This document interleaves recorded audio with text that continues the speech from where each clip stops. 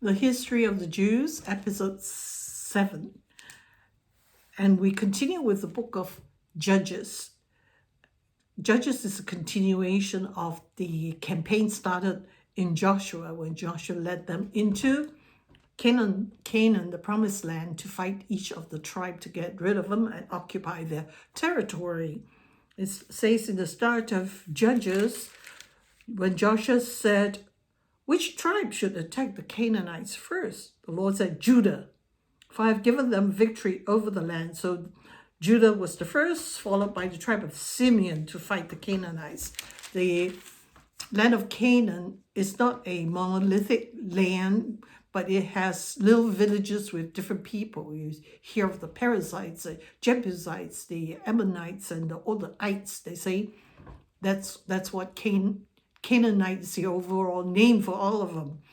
So each were driven out and their land occupied by the 12 tribes of Israel. But it was not a complete driving out of the Canaanites. Some remain.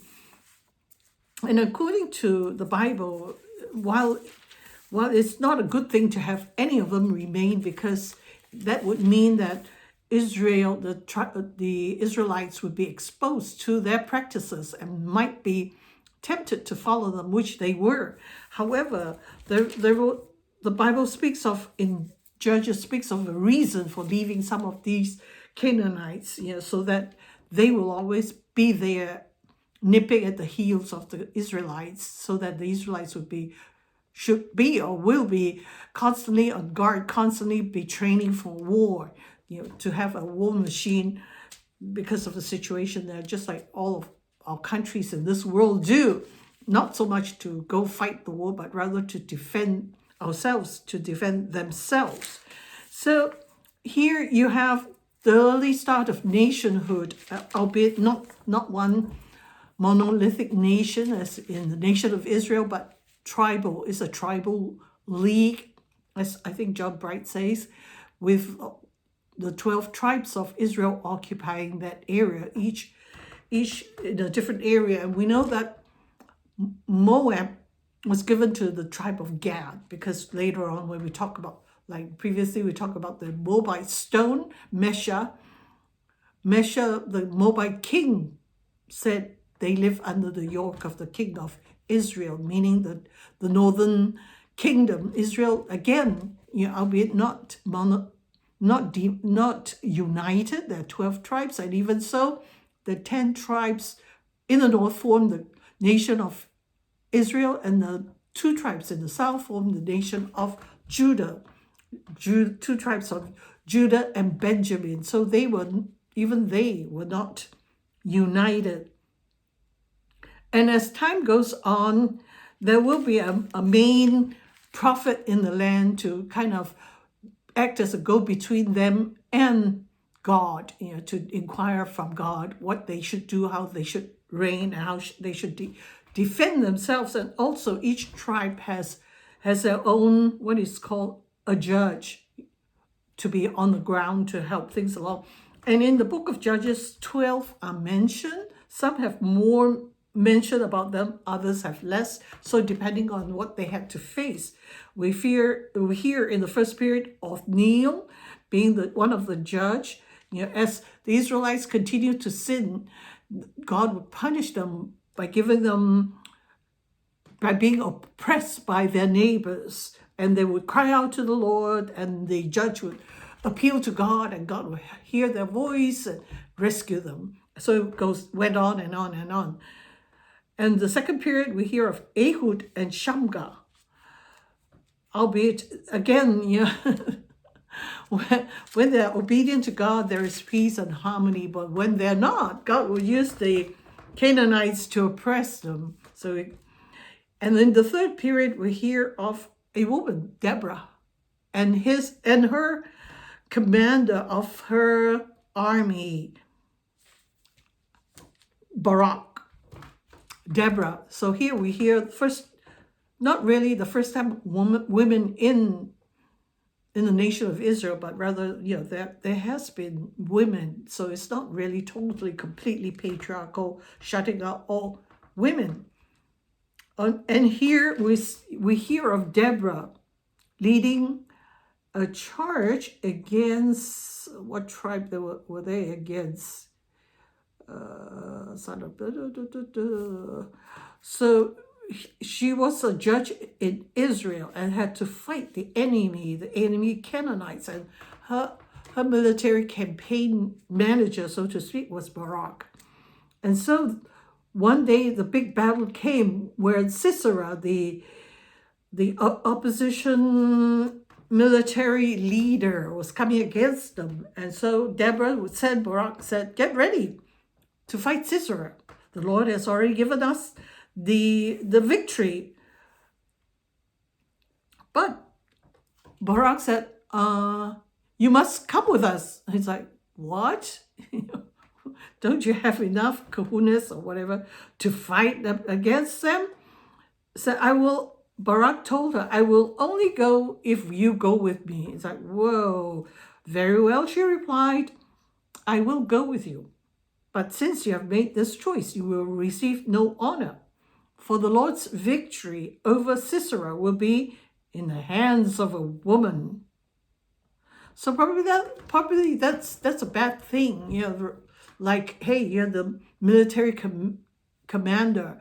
You should, if any victory, you should get all the credit. But instead, because Barak wants Deborah to come with him to the battlefield, so Deborah said, very well, know this, that the honor will be given to a woman.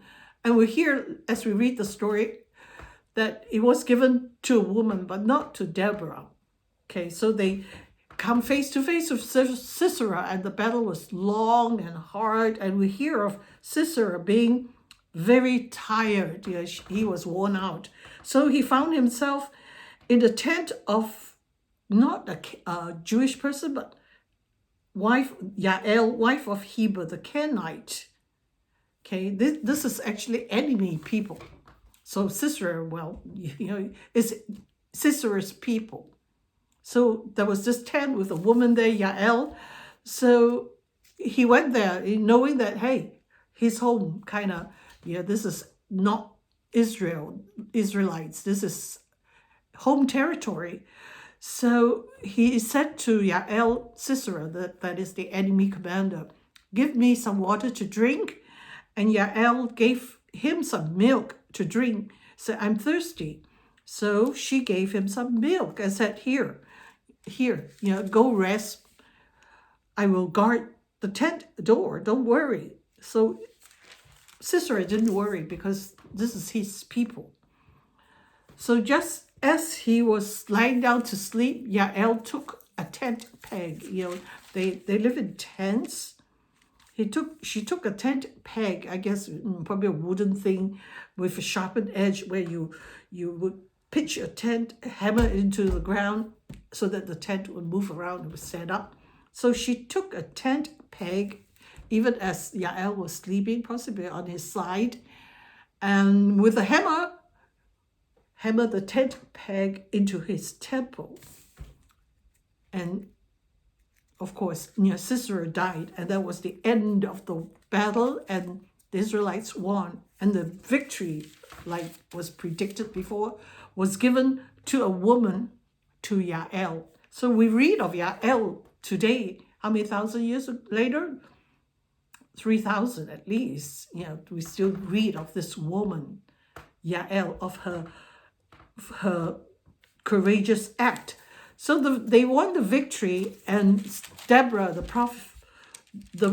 prophet and judge, and Barak came back to their territory and began to rejoice. And there was, in Judges chapter 5, this long hymn dedicated to the victory. And it speaks of how hard the battle was. It was a long, hard-won fight. Verse 20, we read, the stars fought from heaven. The stars in their orbits fought against Sisera. It's like Sisera's star wasn't shining at all. It's like the stars in the sky even fought against him. It was that that bad, and there was that tough a fight. And then we continue in verse 24. It speaks of Yael. Most blessed is Yael, wife of Heber the Kenite. May she be blessed above all women who live in the tents. And guess what? It speaks of here the anguish of Sisera's mother. The other side, you have people in your family were watching out for you to come home from the battle, and if you're delayed, their heart would sink, thinking, "Is he never coming back?" So the end of that hymn speaks of Sisera's mother, her anguish as she looked out. Is he coming home? Is he ever going to come home? Will I open my eyes and see him riding up in the distance? I mean, she was heartsick, with each delay. Your son is probably probably never going to see him again. But her maid said, "No, don't worry. The plunder is so huge, the booty is so huge. He is taking time to grab everything. You will see him." But she did not. Sisera never went home. And the end of the hymn says, "Lord, may all your enemies die as Sisera did, and may those who love you rise like the sun at full strength." Then there was peace for 40 years. So this is the first period of the book of Judges, and we read of more of such heroic persons later.